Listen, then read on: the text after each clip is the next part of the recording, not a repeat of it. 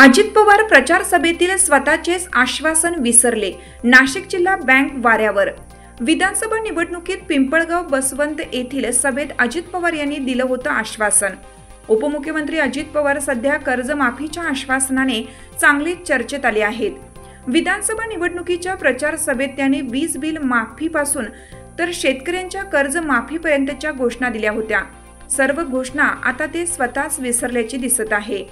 उपमुख्यमंत्री अजित पवार यांनी विधानसभा निवडणुकीच्या पिंपळगाव बसवंत येथील जाहीर सभेत अनेक आश्वासनं दिली होती।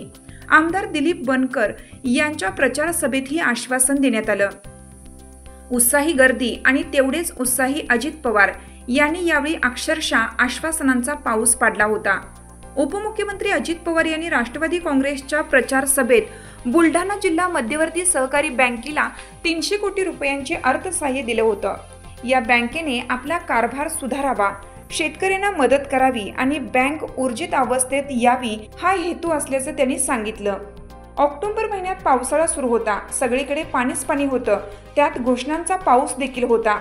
त्यात पुन्हा विधानसभा निवडणुकीचा प्रचार, त्यामुळे नाशिकच्या नागरिकांना आणि शेतकऱ्यांसाठी आल्हाददायक चित्र होतं।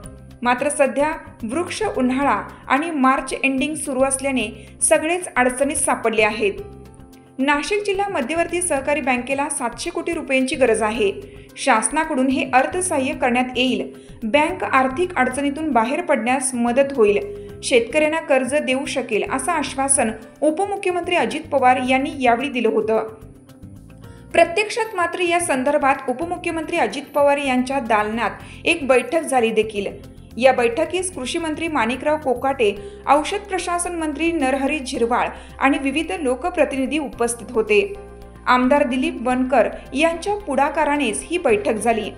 मंत्रालयात झालेली या बैठकीत विविध प्रस्तावांवर चर्चा करण्यात आली। जिल्हा बँकेचा बँकिंग परवाना रद्द होण्याची समस्या आहे, त्यासाठी बँकेतर्फे शासनाला 650 कोटी रुपयांचे अर्थसहाय्य देण्याचे पत्र देण्यात आलं होतं। तातडीने कारवाई करण्याची सूचना होती। सध्या मात्र आर्थिक वर्ष संपत आले आहे। बँक कर्जवसुली आणि अन्य विषयांवर प्रयत्न करून आर्थिक अडचणीतून बाहेर पडण्याचा प्रयत्न करीत आहे। त्यामुळे उपमुख्यमंत्री अजित पवार निवडणुकीच्या कालावधीत दिलेले स्वतःचेच आश्वासन विसरले की काय अशी चर्चा सुरू आहे। लोकमान्य न्यूजसाठी संचालक लक्ष्मीकांत शिंदे, नाशिक।